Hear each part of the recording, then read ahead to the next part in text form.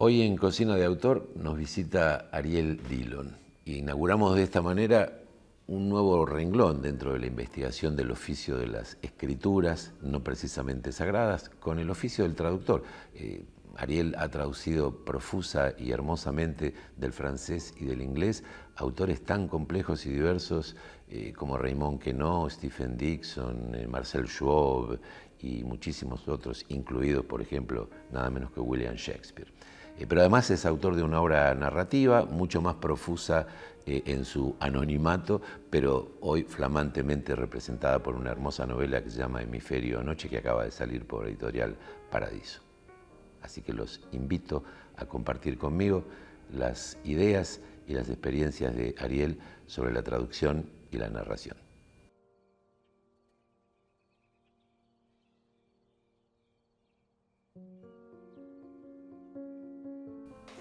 Ariel, ¿hay algún mito de origen, por así decir, de tu escritura, de tu relación con la traducción? ¿Cuándo empieza una cosa y cuándo empieza la otra? ¿Empieza como una curiosidad personal para entender mejor algunos autores que te interesaban en inglés o en francés? ¿Cómo es ese comienzo? La escritura personal y la traducción tienen como sendos mitos de origen, digamos. Y la escritura viene antes. En realidad, más que mito, hay una especie de niebla primigenia de la que nazco ya con la pluma en la mano. Digo, escribí siempre desde muy chico, incluso desde antes de ser lector. A los 9 años, por ejemplo, digo por ejemplo porque no sé si ese es el primer gesto, tal vez hay otro gesto antes, más escolar. A los 9 años me encerraba, en vez de ir a la playa, en vez de ir a jugar como todos los niños normales, sanos, yo me encerraba a hacer historietas y dibujaba y escribía, y muy pronto el dibujo que también he cultivado en la vida empezó a darme pereza y a ganar la parada, la escritura. Entonces a veces yo escribía dibujo, como cuentos. Pero de palabras, digamos. Claro. Pasé más o menos rápidamente a hacer más cuentos ilustrados, historias, no sé si eran cuentos, no sé qué eran aventuras, digamos, ¿no? En general con personajes que repetía. ¿Tenías ya, digamos, algún modelo? ¿Habías leído, por ejemplo, no sé, a Salgari, a Verne, a Jack London? Había leído a Verne y a London un poquito, a Salgari no, aunque tenía los libros, era una especie de promesa de lectura. La colección Robin Hood, imagino, claro. Esos libros color hepatitis. Efectivamente. No era un lector ni muy serio ni muy contumaz en la niñez. Empecé a hacerlo sobre todo a los 15 años. Ahí empecé a devorar libros, ¿no? Fue una especie de despertar lector. ¿Y cuándo aparece la traducción? ¿Cómo fue tu experiencia, por ejemplo, de leer libros traducidos? ¿Notabas? ¿No? Porque en esa época, que más o menos es la misma que en mi infancia o adolescencia, todavía aparecíamos muchas viejas traducciones de ediciones muy baratas, de Editorial Toros o Pena, que eran traducciones muy españolas, ¿no? Sí. En un lenguaje que uno notaba como muy lejano al que hablábamos nosotros. Sí. Además, ahora cuando venía para el Rojas, veía librerías que yo frecuenté desde muy chiquito, o algunas que son parecidas a aquellas, entonces yo me compraba lo que me podía comprar, y sin filtro, más que nada por referencias de otro escritor que mencionaba a un escritor, o un amigo lector que mencionaba a un escritor, y entonces había un imprescindible ejercicio de traducción de la lengua del traductor de esos libros a una lengua más cercana, que se hacía in pectore. Uno trataba de traducirse, así como estaba tratando de descifrar lenguas que lo superaban, en cualquier idioma te superaban por juventud sobre todo, ¿no? Y tratabas de incorporar ideas, construcciones, al mismo tiempo tenías que hacer el trabajo de suponer qué sería esto en español, con lo cual creo que hemos tenido un entrenamiento, claro, quizá O a veces encontrar situaciones graciosas. Yo siempre recuerdo una novela policial traducida así al español básico de Murcia, donde se da la escena típica donde el investigador privado avanza por su cuenta respecto de lo que está investigando la policía, ¿no? Entonces el policía le recrimina al detective: me cogió dormido. Y el narrador dice: en efecto, parecía muy embarazado. Con lo cual, para mí, Sí, era una escena sexual. Se saltó 9 meses, ¿no? En un instante. Tal cual. No. ¿Y en algún momento te apareció así una vocación reparadora de esas traducciones? Una especie de empresa argentinizadora de las traducciones. No fue así, no fue así. Mi primera vez, digamos, de traducción... Cuando tradujiste El diablo en el cuerpo, ¿no? ¿Fue ese libro? ¿O hubo algo antes? No, esa es la primera publicada. Claro. Esa es la primera publicada. Pero mi primera vez de traducción fue un intento que hice en Piriápolis, en una casa de veraneo donde no había ningún diccionario, ni de francés ni de español, de traducir un libro que por otra parte yo había leído muchas veces en español, en traducción, que es El extranjero, de Camus.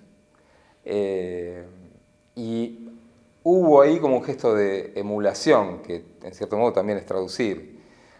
Yo tenía muy presente cuando era chico que Cortázar traducía, que Borges traducía a ratos, que había grandes traductores argentinos que eran escritores y viceversa. Y había leído por entonces, me parece que Cicatrices, una de las novelas de Saer, donde hay un personaje que traduce para él en la soledad de su estudio, en sus horas libres, si no recuerdo mal, un juez, o estoy mezclando personajes. Y esa escena solitaria de desciframiento y de reescritura me sedujo muchísimo. Y tenía mucha curiosidad por ver qué había ahí, por qué estos grandes traducían, qué encontraban en la traducción, por qué importaba, por qué era interesante, por qué uno se hacía interesante si traducía, por otra parte, ¿no? Fue un gran fracaso, porque no pude pasar de 20 páginas, digamos, pero me enseñó muchísimo sobre las dificultades o la improbabilidad de la traducción, ¿no?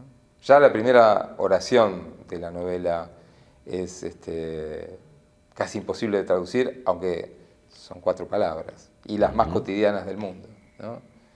Ese fue un verdadero aprendizaje. Ese sí es como un mito personal, porque lo sigo teniendo presente yo, digamos, cuando pienso en mi tránsito como traductor. Y pasarían muchos años antes que yo volviera a la traducción. Incluso te diría que lo olvidé por muchos años, pensé en no hacerlo. Luego ocurrió con cierta naturalidad ir volviendo hasta que se produjo este trabajo que fue hacer El diablo en el cuerpo de Radiguet.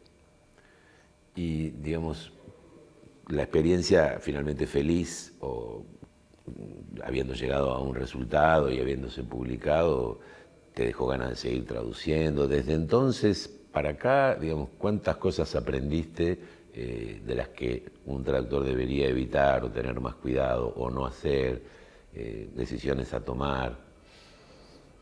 Son incontables, claro, son incontables. A veces miro para atrás y a veces no quiero mirar para atrás porque, incluso, por ejemplo, recientemente retraduje una traducción mía que se había publicado en Argentina, más o menos en los primeros años de mi carrera de traductor. Ponele por el 2005, el libro de Monel de Schwab. Y es un libro que me dio muchísimo placer traducir y que me dio muchas satisfacciones como de reconocimiento. Hubo gente que me felicitó, digamos, de manera explícita. Fue una de las cosas que a mí me hizo sentir que yo estaba haciendo las cosas más o menos bien. Lo agarré ahora para republicarlo en una editorial mexicana, pensando, bueno, por las dudas que se me haya pasado algún error. Por Dios, lo reescribí entero, de lo cual estoy muy contento. Ahora estoy de nuevo satisfecho, lo que es muy sospechoso, porque en esa época también estaba satisfecho. Y todas las decisiones. Por ahí ahora todo el mundo te critica. Te diría que estoy casi preparado para que ocurra. No, bueno, esto habla de Porque en definitiva la traducción, está bien, tiene un referente concreto, ¿no? A diferencia de cuando uno escribe ficción libremente y uno parte de donde quiere. O sea, uno no puede en el extranjero evitar la muerte de la madre de Meursault, el encuentro con el árabe, bueno, todo lo que desarrolla esa trama, ¿no? No puede contar otra historia.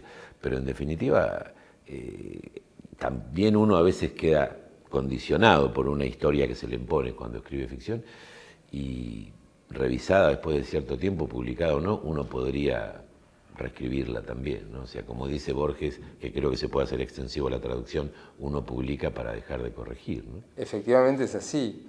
En la traducción hay alguna ventaja con respecto a esa que tenés una posición. demanda exterior, un plazo que cumplir, que es el del editor, Efectivamente. que en general te encarga la traducción. En muchos más casos que para la escritura. Para la escritura te puede ocurrir que si alguien es un escritor muy conocido tenga contratos o pactado un libro cada tanto tiempo, y ahí tendrá un deadline y alguien exigiendo, esperando y teniendo que cumplir con plazos. Sí, sin llegar... O cuando prometiste, para tal día, para tal fecha te lo tengo.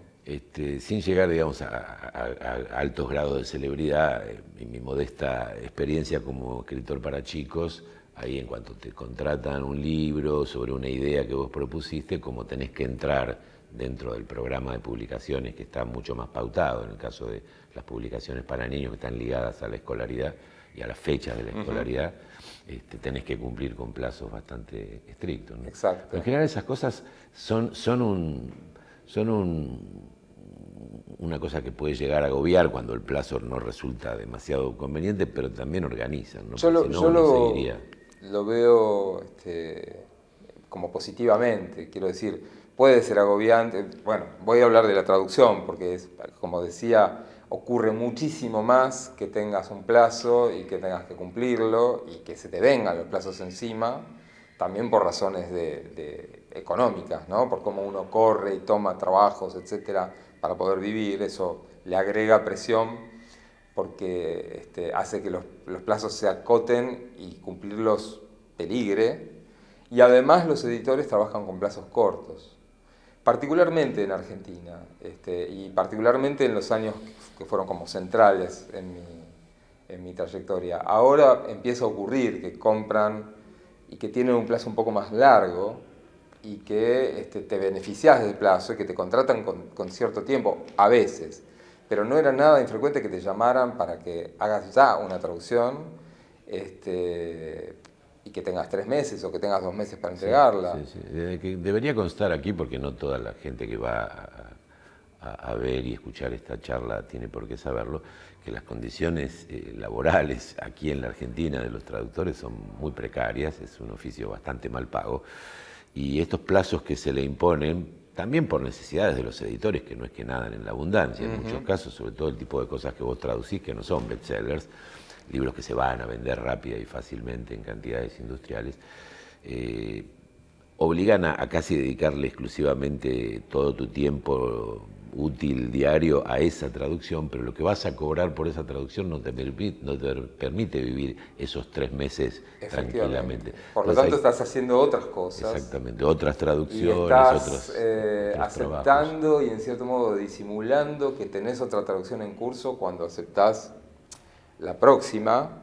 Entonces vos no la empezás cuando supone el editor que la empezaste, sino mucho más tarde, con lo cual toda la cadena se vuelve más agobiante y el cumplimiento de esas fechas más incierto, y eso hace que pueda volverse, uno se imagina una situación muy serena del traductor en la soledad de su estudio, ¿no?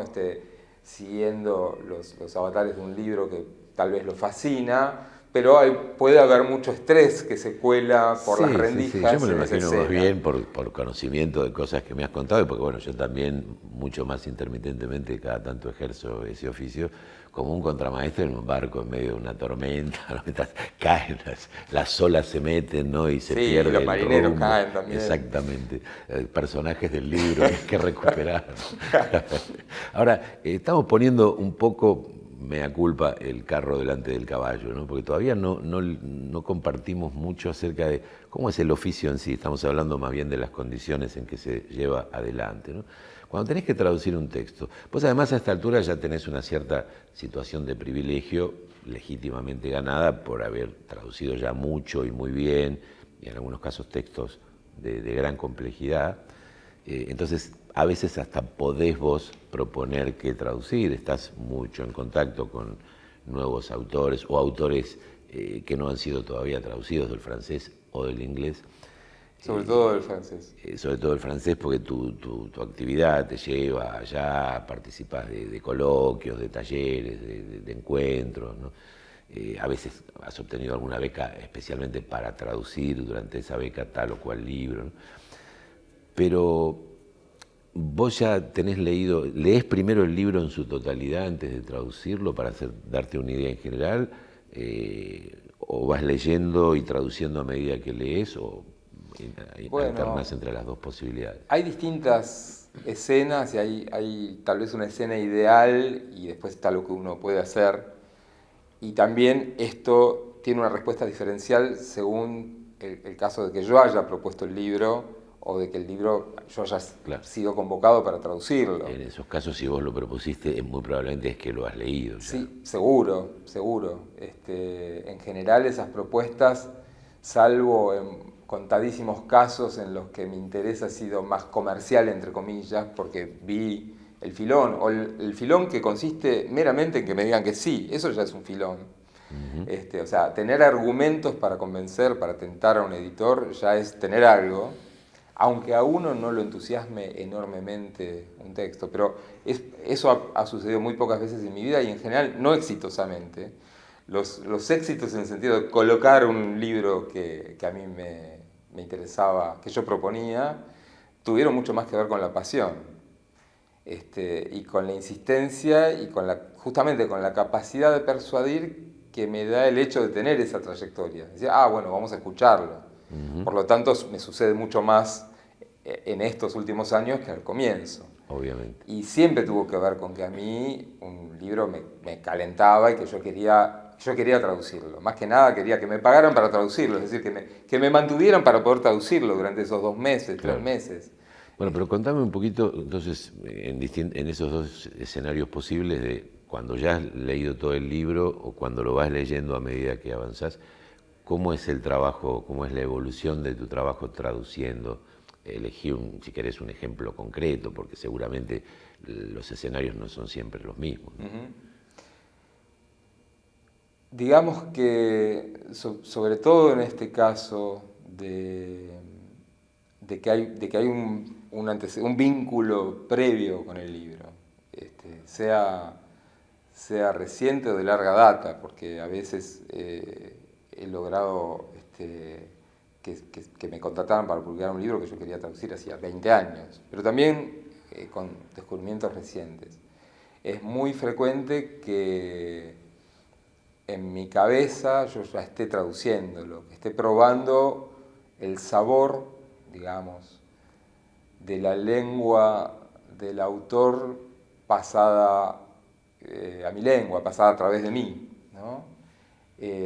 Tratando de palpar si eso va a sonar en mi espíritu de una manera equivalente, si va a producir los mismos efectos emotivos, ¿no? Y estéticos. Si yo encuentro en mí una lengua para esa lengua, ¿no? Eso es un trabajo que se hace en silencio y que algunas veces emerge a la superficie con un lápiz, porque uno dice, de esto no me quiero olvidar, para esta palabra tengo esta otra, ¿no? Para esta expresión tengo esta otra expresión.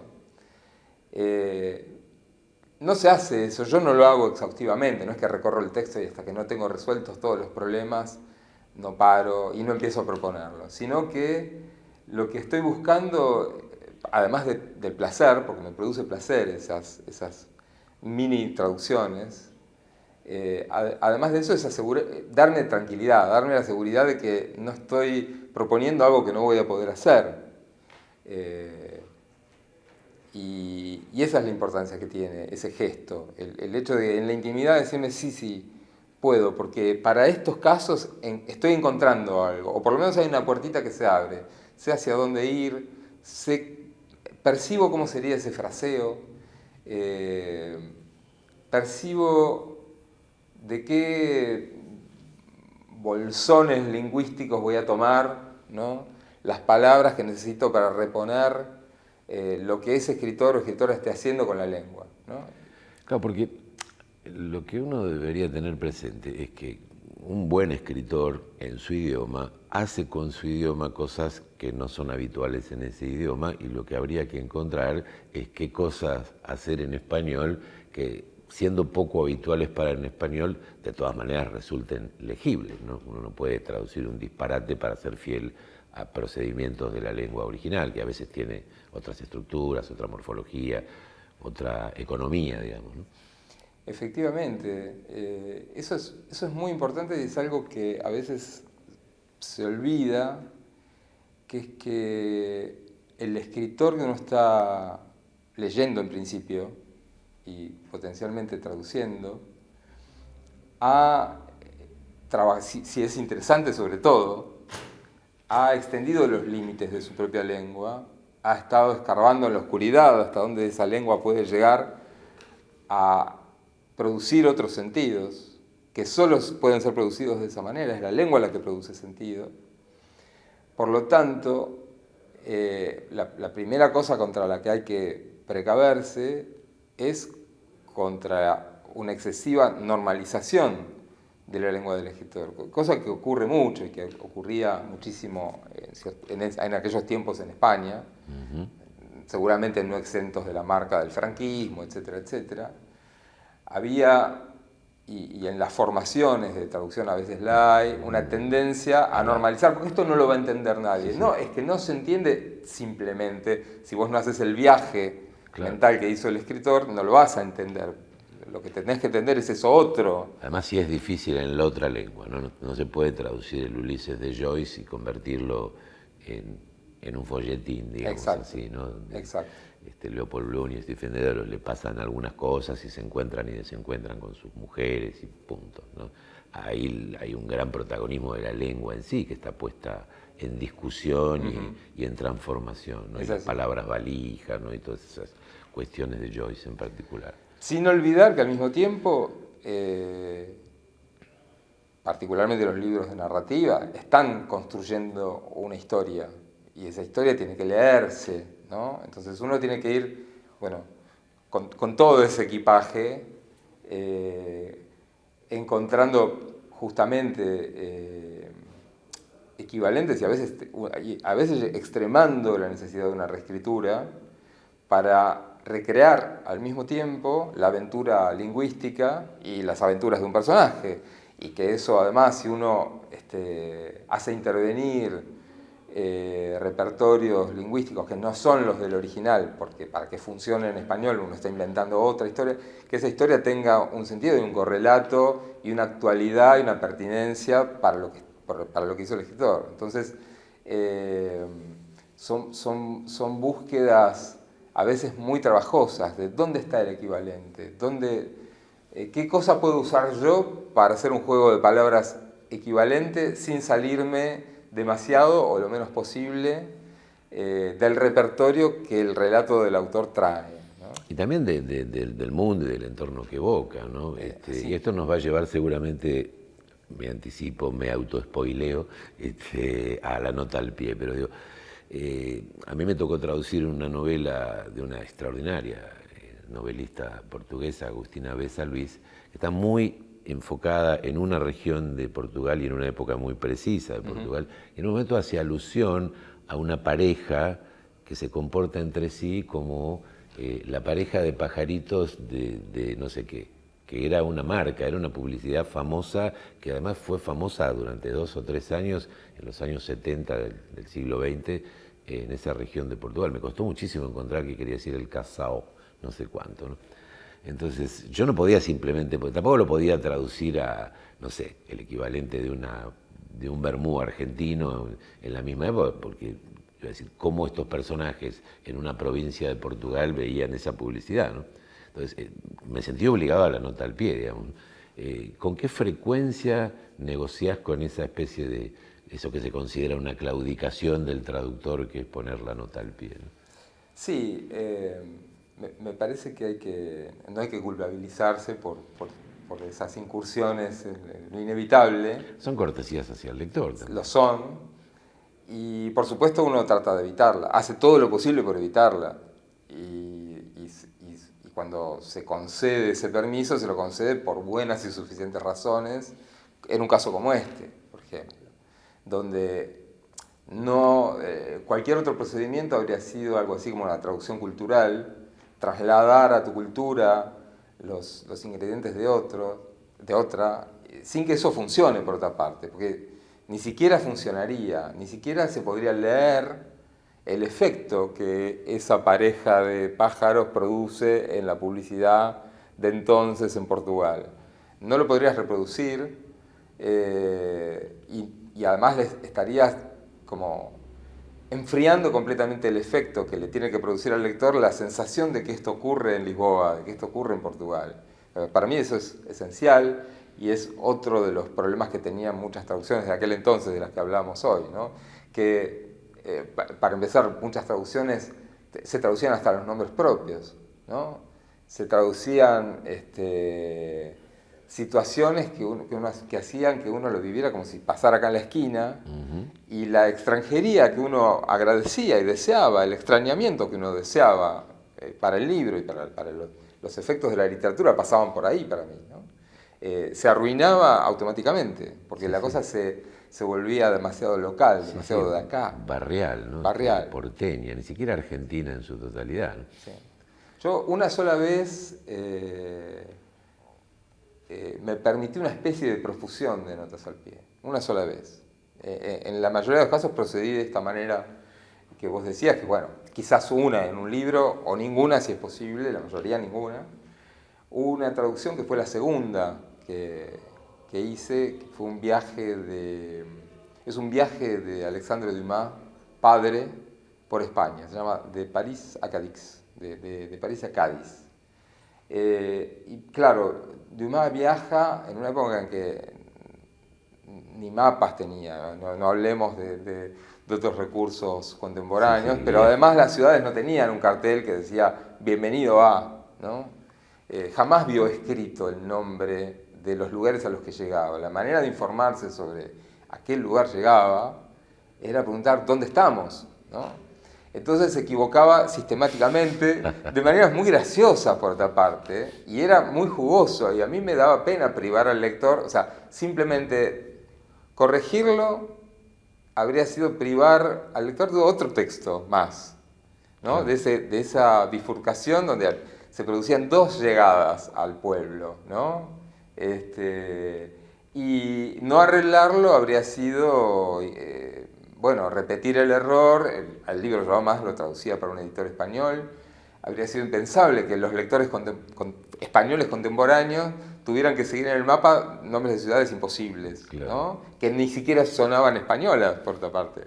Ni siquiera para un lector de Marte habrían sonado españolas. Entonces me decidí La verdad, en este instante no me acuerdo si lo que decidí hacer fue mantener esta extraña lengua de Dumas y mandar en nota al pie el nombre verdadero. Se está refiriendo a Badajoz. O viceversa, claro. Creo que más bien viceversa. Yo lo arreglé, ¿no? Lo hice llegar al pueblo al que tenía que llegar, y en nota al pie mandé, Dumas escribe de tal manera, ¿no? Digamos, no Badajoz, pero el cedro del río, de la comarca, de estos nombres muy compuestos, muy largos, muy poéticos en sí mismos. Y autodescriptivos en muchos casos, sí. Y entonces ahí abundé, tal vez en demasía, no lo sé, pero estaba como entusiasmado con... No era como señalar, mire cómo se equivoca, era jugoso el error. Sí, pero en ese caso creo que ya genera todo un sistema donde se va leyendo de arriba y abajo, ¿no? Me hace acordar un poco al famoso relato de Walsh, Nota al pie, ¿no? La nota al pie va creciendo cada vez más y la parte del texto supuestamente principal se va adelgazando. ¿No? Traducís también del inglés, son situaciones equivalentes, con dificultades análogas. Te resulta más cercano el francés, porque a nosotros como hispanohablantes, al salir del mismo tronco que el español, sentimos que está más cerca. O la dificultad de los escritores que habitualmente o en los últimos años traducís es pareja, no sé, traducir a Stephen Dixon que traducir, no sé, a Malcolm de Chazal o al Queneau de Sacy-dans le Métro. Son experiencias distintas para mí. Yo tengo vínculos distintos con esas dos lenguas y una historia personal muy distinta con una y la otra. Y además hay un peso distinto de la vocación en un caso y en el otro. Yo me veía traductor del francés. Y hasta cierto punto un accidente me llevó a traducir del inglés. Y pasó tiempo y mucha agua bajo el puente antes de que en la traducción del inglés yo me sintiera cómodo y encontrara los placeres, las dichas que he sentido traduciendo del francés. Y eso también hace que yo rara vez proponga textos del inglés, porque no es una cultura que yo sienta tan propia, tan apropiada por mí, ¿no? Además vos has vivido en francés, en el Sí. sentido de que has estado en Francia más de una vez. Es una lengua que hablas muy fluidamente, incluso escribís en francés. En el inglés la relación es más, un poco más distante, ¿no? Sí, ese número siempre creciente de viajes y de estadías no deja de ser también un resultado y un fenómeno relativamente reciente. Quiero decir, yo empecé a viajar en 2012, a tener estas estadías por becas, etc. Y llevaba ya unos cuantos años traduciendo. Había empezado a fines de los 90. De manera que es como una confirmación que a su vez realimenta este vínculo con el francés y con la cultura francesa. Debo decir que yo leía a muchísimos autores franceses y tenía una fascinación por los franceses desde chico, ¿no? Y Hay un personaje familiar, ¿no?, que te vincula a esa lengua. Hay un personaje familiar que me vincula tanto al inglés como al francés. Ajá. Y a pesar de lo que estoy diciendo, yo empecé estudiando inglés Con esta persona y luego pasé a estudiar francés. Era una tía. Una tía tuya. Mi tía René, que es la hermana menor de mi madre, que estudiaba interpretación simultánea y que tenía un muy buen nivel de inglés y de francés. No era nativa, no era una lengua familiar, era una lengua que ella se había ganado, ¿no? Trabajosamente había adquirido, de grande. Bueno, había estudiado inglés desde chica, después había empezado a estudiar francés. Entonces yo tenía esta cita semanal con mi tía, más o menos desde los... Te voy a decir un número porque soy pésimo para las fechas, pero digamos más o menos desde los 10 hasta los 15, habré tenido esta frecuentación de mi tía, acompañada por algunas lecturas y por una especie de complicidad que a mí también me hizo conocer alguna literatura, junto con una Coca-Cola con Fernet, a edad temprana, digamos, ¿no? Entonces era como un lindo ámbito un poco secreto, protegido, donde ocurría algo interesante y eso sembró muchas cosas, supongo, ¿no? Tus comienzos en el alcoholismo, por efectivamente, inseparables de mis comienzos en la traducción. Que es otra adicción también. Sin duda, sin duda. Sí, sin duda, o sea, de eso podemos hablar, de cómo la traducción es una adicción que incluso te salva de otras. Has traducido, entre muchísimos autores de estas dos lenguas, a Shakespeare en algún momento, y seguramente también ha pasado en otros casos, pero cuando uno se enfrenta a Shakespeare, ¿no?, con esa enormidad que es el uso y las resonancias que tiene la lengua shakespeariana, sumado a eso la distancia histórica, porque no es exactamente el inglés que hoy se habla en Gran Bretaña. ¿Tomaste como referencia otras traducciones al traducir? ¿Es común que cuando traducís a un autor que ha sido profusamente traducido, a lo mejor no el mismo libro, pero tomes como referencia traducciones ejemplares, digamos, que han marcado alguna época como para no para copiarlas, sino como para tomarlas como referencia y después hacer tus propias decisiones. Sí, yo hice todas esas traducciones de Shakespeare, que fueron 4, 5, 6. Fueron para una misma editorial, que ya no existe. Más o menos al comienzo de mi carrera de traductor, aceptando, digamos, un desafío y una propuesta que yo no habría hecho, yo no habría propuesto, voy a traducir, hoy quizás sí, pero en aquel entonces no, y bien hacía en no proponerlo, fue muy osado incluso aceptar, fue muy inconsciente, digamos, aceptar ese desafío, y tuve traducciones a la vista, y entendí también por qué quería alejarme de esas traducciones, que en general eran traducciones que venían de España, y que aplanaban, para mi gusto, mucho la lengua de Shakespeare. Yo traté de encontrar ritmos, más allá de que en ese entonces, por supuesto, no tenía experiencia en traducción de poesía, eso vino después, pero digamos que me entrené con Shakespeare, pobrecito, y traté de encontrar también una especie de sentido común, entre comillas, porque me parecía, al enfrentarme con esas traducciones, que iban a buscar el sentido muy lejos, ¿no? Cuando estaba ahí en las palabras, precisamente porque Shakespeare era un poeta extraordinario, capaz de todas las potencias de la lengua, y entonces no había que ir a buscar las metáforas muy lejos de donde estaban plantadas por él, ¿no? Eso a la par de un aprendizaje de una lengua que no era el inglés que yo conocía, es otra lengua, ¿no? Claro. Y que tiene otra economía y otras marcas y otro sabor, ¿no? Me acuerdo mucho de la palabra methink, por ejemplo, ¿no? Methink es pienso que, ¿no? Que es como una contracción bellísima, y todos los di y yi, ¿no? Sí, en mi pronunciación no confíes, ni en la moderna ni en la antigua del inglés. Pero tuve también, me fui consiguiendo ediciones inglesas anotadas, que en muchos casos me ayudaron mucho más que tener la referencia de otras traducciones.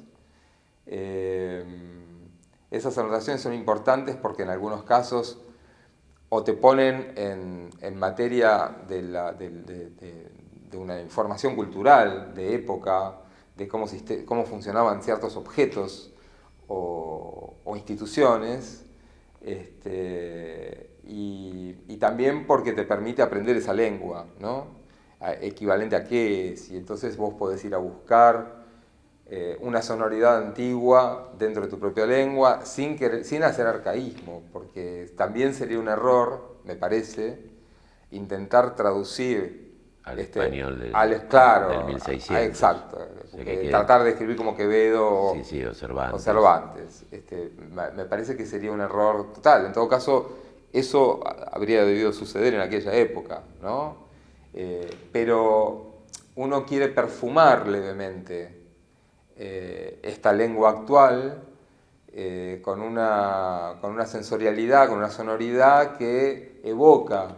Que te recuerde de tanto en tanto que estás en el siglo XVII y no, bueno, salvo que se haga una adaptación, como se han hecho muchas de Shakespeare al siglo XX. También. ¿No? Sos narrador también, acabás de publicar una hermosa novela, Hemisferio Noche, ya tienes un libro de cuentos para adolescentes, digamos, cuentos apócrifamente chinos y otro tipo de textos, además escribís ensayos. ¿En qué medida tu trabajo como traductor mejoró tu experiencia como narrador de tus propias cosas, o a la inversa, ¿no? ¿En qué medida los progresos que ibas encontrando en una actividad que en general es mucho menos visible, tuya, pero no por eso menos importante para vos, incluso cuantitativamente hablando, en qué medida esos progresos que podías ir haciendo en esa narrativa, que tal vez no veía la luz con la misma frecuencia que tus traducciones, mejoró tu relación con la traducción? verte vos mismo ante dificultades de escritura te permitió comprender procedimientos de otros autores, incluso en otras lenguas, porque vos cuando escribís tus ficciones escribís en español. En general, en general. Pero traducís de otras lenguas. Sí. Bueno, me encontrás como en un momento de alegría y de paz en ese sentido. Una paz que es novedosa para mí. Porque si bien durante muchos años la traducción que yo abrazaba como una segunda vocación, y con muchísimo placer y con mucho, digamos, con mucha efervescencia por el aprendizaje que implicaba, etcétera, todo esto de lo que venimos hablando, al mismo tiempo no podía evitar sentirla como el enemigo porque ocupaba el 95% de mi tiempo y de mis energías creativas, compitiendo además en el mismo terreno, en el de la creación a través de la lengua, ¿no? Y yo era consciente al mismo tiempo de que la traducción era mi escuela, más allá de que yo leí muchísimo, hice talleres en mi juventud, soy docente, digamos, doy talleres literarios, y entonces estoy todo el tiempo desmenuzando textos propios, ajenos, de escritores consagrados o de mis alumnos y viendo cómo funcionan esos relojitos, desarmándolos para sacarles el mejor provecho. O sea que estoy estudiando la escritura todo el tiempo, donde más estudio es en la traducción, donde más tengo que desarmar el reloj y armarlo para que vuelva a funcionar es en la traducción. Pero tenía esa amargura de todo el tiempo que me había arrebatado, esa competencia desleal, porque por esa te pagan y por la otra no. Escribir a través de otros y no escribir tus propios delirios, sí, y tus propias ganas. Y en todo caso, cuando los escribía, que son muy abundantes, no terminarlos, no tener tiempo de terminarlos. Y no solo el tiempo, no solo el tiempo. La paz, esta novedosa, que es un efecto de haber por fin publicado y pasado por esto de, bueno, publico para dejar de corregir, publico para dejar de... Una paz novedosa y novelosa. Exactamente. Pero viene también del hecho de leer mi propia novela diciéndome que no habría podido escribirla. No solo, sí, aprendí mucho, la traducción me ha ayudado, no habría podido escribirla sin todo lo que traduje. Y es una novela donde además la traducción interviene de manera explícita y metafórica también. Y entonces el protagonista es un cónsul de un improbable país que de pronto desaparece y inventas palabras y expresiones en esa lengua de ese país improbable. Efectivamente, hay toda una invención lingüística y hay algunas proto-traducciones de esas secciones que están citadas en la lengua original. A veces no traduzco y dejo adivinar o juego con cosas que no se sabe cuál será el sentido. Pero también la hija del protagonista se pone a traducir del francés un texto que le intriga. O sea que pasa también por esta pequeña aventura de adolescencia que yo también tuve cuando quise traducir a Camus. Pero además en la estructura, en la construcción de las frases, en lo que sería, digamos, mi credo retórico, cómo yo creo que tienen que trabajar las frases entre sí, hay una escuela que viene de todo lo que he traducido y hay ecos, es como si yo a veces oigo, leo cachitos y acá está fulano, acá está mengano, acá está sutano, y a veces es deliberado, ¿no? No, sí. Que me lo propongo, pero lo dejo venir, ¿no? Sí, uno siente que aparece una cierta sonoridad fulano y uno dice, bueno, que suene un rato así. Sí, en definitiva, mi música está, ¿no? Exacto, y mi música está también constituida por todas esas otras voces. Y yo además ahora estoy, y lo más novedoso para mí es estar en paz con todo lo no publicado, gracias a esta novela. Digo, durante muchos años yo tenía cosas que quise terminar y no pude, después pasé a tener esta novela donde dije, es esta, ¿no? Ya como viejito, como diciendo, bueno, por lo menos voy a publicar esta. Y sí, ahora que la publiqué tengo ganas de terminar otras cosas, pero estoy como sereno, digo, me me alcanza en cierto modo. Claro, eran como almas en pena esos libros sin publicar, Sí. viendo edición, edición, edición, ¿no? Y de golpe esta apareció como para reivindicar a todas. Sí, ¿no? sí, sí. Ahora pensaba, esto cuando yo mismo te hacía la pregunta, ¿qué pasa cuando escribís lo tuyo y cuando traducís? La escritura en sí misma, uno no es consciente a veces hasta qué punto. También la escritura propia es una forma de traducción, ¿no? Sin duda. Es una forma de traducción y la corrección sobre lo que uno ha escrito de primera mano es una forma de ir traduciendo aquello que quedó dicho en una lengua a medias, digamos, en una forma, no sé si definitiva, pero más eficaz, ¿no? De su sonoridad, su sentido, su asombro, su sorpresa, su belleza incluso, ¿no? Estoy totalmente de acuerdo. De hecho, he dado talleres que titulé Escribir es traducirse, ¿no? Pensando que lo que hacemos cuando escribimos, lo que hacemos llegar a la lengua, o mejor decir, a cierta lengua, porque hay que crearla esa lengua. Esa tal vez es la diferencia, pero no tanto, porque también para traducir hay que crear una lengua nueva. No proviene necesariamente de una experiencia en la lengua, sino de una experiencia que es mixta. Como si ese magma que somos, de nuestro pensamiento, de nuestra subjetividad, por decirlo de manera más abstracta, por las dudas, para no meternos en alma, conciencia, ¿no? Porque no sabemos de qué estamos hablando, esa subjetividad produce, y a menudo se emborracha con eso que produce, una especie de magma que es diverso, que es como si fuera, en cierto modo, un iceberg. A la superficie emergen frases, de pronto, emergen, no sé, en la poesía imagino tal vez versos completos, en la prosa frases o hasta parrafitos, series de oraciones completas, pero debajo hay un mundo que es un imaginario que, si nos preguntamos cómo es, qué vemos, de qué manera imaginamos. ¿Es con palabras? ¿Es con signos? ¿Es con las imágenes de lo que ocurre? ¿Es como, entre comillas, cinematográfico? Ni siquiera lo podemos definir. Y a veces es un clima y una intuición. Es una cosa que se podría discutir, no sé si las neurociencias, la psicología más tradicional lo ha dilucidado, pero en algún momento, no sé, Saussure decía, no hay pensamiento sin lenguaje. Yo no estoy tan seguro a la altura.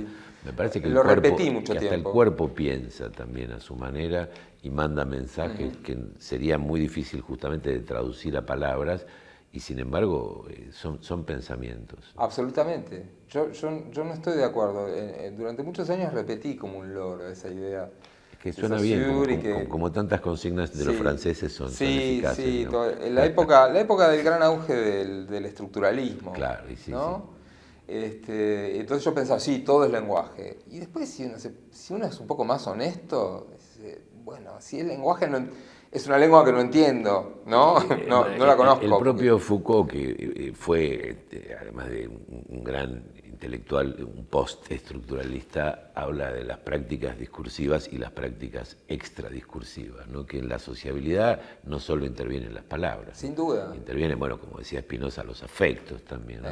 Las pasiones, ¿no? Las emociones, que a veces son mucho más decisivas. Yo creo que en la realidad política que vemos actualmente aquí en el mundo, se nota que es un mundo movido más por pasiones que por ideas, ¿no? No hay duda. Las ideas son muy pobres las que están en juego. Sí. Y el pensamiento mismo tiene aspectos extralingüísticos. Esto que decía, este magma, bueno, también podemos llamarlo pensamiento. Pensar no es pensar con palabras solamente. Es una parte de eso. Pero nosotros queremos convertir eso en un texto, en un discurso escrito. Y ahí hay un fenómeno de traducción. Si no, no sería trabajoso escribir, porque instantáneamente tendríamos... Y sí, bueno, hay alguna gente últimamente que lo piensa, que cree que el tono de redes sociales es el ápice de la expresividad literaria, ¿no? Entonces, es decir, me compré una muñeca, se me rompió la muñeca, me duele la cabeza, ya es un texto definitivo, ¿no? Hay algo que a lo que venimos aproximándonos que vos dijiste alguna vez, no sé si en alguna charla o te lo he leído, ¿cuál es la ubicación, por así decir? Tiene que ver con esto, ¿no? Que decíamos recién, de qué es pensar, qué es traducir. Que en el momento de la traducción vos decías, uno está en un punto a medio camino como entre las dos lenguas, ¿no? Y que el fenómeno de la traducción, la comprensión, la iluminación que permite encontrar una forma equivalente, se da justamente en esa frontera, ¿no? En ese río que separa, digamos, las dos orillas de las dos lenguas. Sí, es en esa zona de pasaje, pero al mismo tiempo hay que señalar que las dos márgenes del río no tienen un contorno tan definido, ¿no? Yo últimamente desde hace un tiempo que trato de desmentir, por ejemplo, en francés se habla de langue source, lengua fuente, y de langue cible.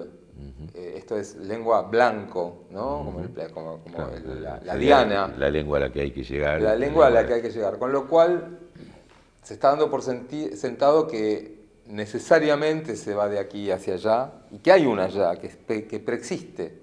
Yo solamente tengo que acertar, pero la lengua está, ¿no? Y yo no creo en eso, creo que hay una especie de oscuridad que esta escena reproduce porque como tenemos los reflectores en la cara, yo veo negrura más allá. Allá donde dije que estaría la Diana, realmente no estoy viendo nada. No sabes Hay si una Diana negrura total. O alguna otra mujer, digamos. Por ejemplo, sí. Tengo que yo crear, más que lanzar, en todo caso será mi flecha la que dibuje esa lengua, tengo que crearla. Y tengo que crearla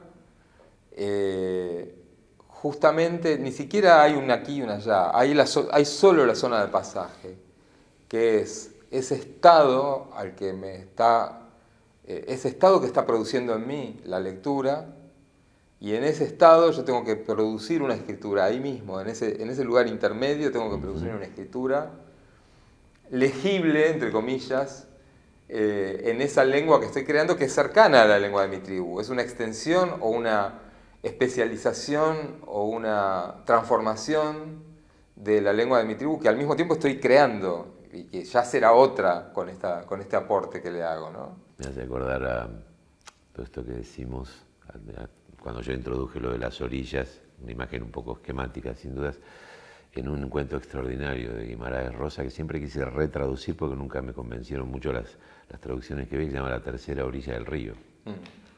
Y es lindísimo. Eso. Sí, es un padre que abandona la familia, se cansa, no porque se canse de su familia, se cansa de la vida en sociedad y se sube a un bote y se la pasa, cada tanto van a saludarlo los familiares y le tiran comida, pero él nunca, un poco como el Abayay del cuento de Di Benedetto, que nunca se baja del caballo, nunca vuelve a la orilla, ni a una ni a la otra. Es como el varón rampante en el árbol. Exactamente, ¿no? Sí, como los estilitas ¿no? de la antigüedad medieval. ¿Alguna sugerencia para algún posible Nobel traductor? ¿Cómo elegir sus batallas, digamos? ¿Qué textos enfrentar? ¿Cómo enfrentarlos? ¿Qué errores tratar de no cometer o estar atento a que no se cometan? Bueno, la primera recomendación sería tratar de forjar, entre comillas, una especie de identidad del traductor a través de las propuestas. Y para eso tiene que realmente gustarte, tiene que apasionarte lo que propones.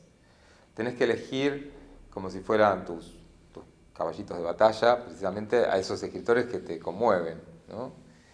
Por supuesto, por ahí te conmueve un escritor que ya está recontratraducido. Tenés que encontrar tu huequito, ese lugar que defendés, donde sentís que alguien está escribiendo para vos y que querés llevar esa escritura a tu lengua, ¿no? Esa es la primera. La segunda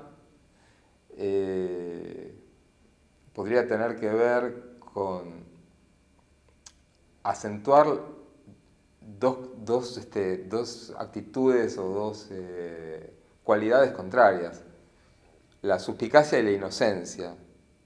La suspicacia no hace falta explicar por qué un traductor tiene que ser suspicaz, porque tiene que estar rastreando segundos y terceros sentidos. Sí, atento a los falsos amigos. Y todo efectivamente, eso. Tiene que ser muy desconfiado un traductor. Tiene que decir, bueno, parece que va por acá la cosa, pero no sé, ¿no? Y al mismo tiempo, no extremar eso a tal punto que siempre le estés buscando la quinta pata al gato. Quinta pata que a veces el gato no tiene. Sí, a veces la solución más fácil es la que corresponde. Entonces, bueno, estas dos cosas, estas dos actitudes contrarias, y que también alguien me puede putear por dar como consejo algo de tan difícil aplicación, tan vago y abstracto, son como las manifestaciones de otra, digamos, que yo llamaría autoridad, en el sentido de ser autor, de saberse autor, de creérsela, ¿no? Eso que me costó como autor, como traductor lo tuve bastante pronto. Tuve esa, por decirlo así, cierta caradura de decir, esta es mi hipótesis, y es mía. Y la voy a sostener. Y la voy a sostener. Y no hay nadie más, por supuesto hay consejeros, y hay gente que sabe más que uno, y uno puede pedir consejo y preguntarle a un traductor experimentado, ¿qué te parece esto? Y puede tener asesores en la lengua. Yo tengo amigos a los que les pregunto, che, cuando fulanito escribe tal palabra, yo encuentro esto y esto, pero no me cierra, hay algo más. Fíjate, porque puede estar aludiendo a esto o aquello. Obviamente uno tiene, y cuantas más redes hay en este mundo en el que vivimos, más uno se puede valer de esos recursos. Al mismo tiempo, uno tiene la última palabra y tiene que, en cierto modo, aprender a gozar de esa soledad, de esa autoridad, ¿no? De su propia singularidad. Sí, sí. Y en cierto modo, cueste lo que cueste. Es decir, sí, nos podemos equivocar, ¿no? No hay garantías. Bueno, Ariel, te agradezco muchísimo. Larga vida a tus traducciones, sean propias o ajenas. Muchas gracias, un placer.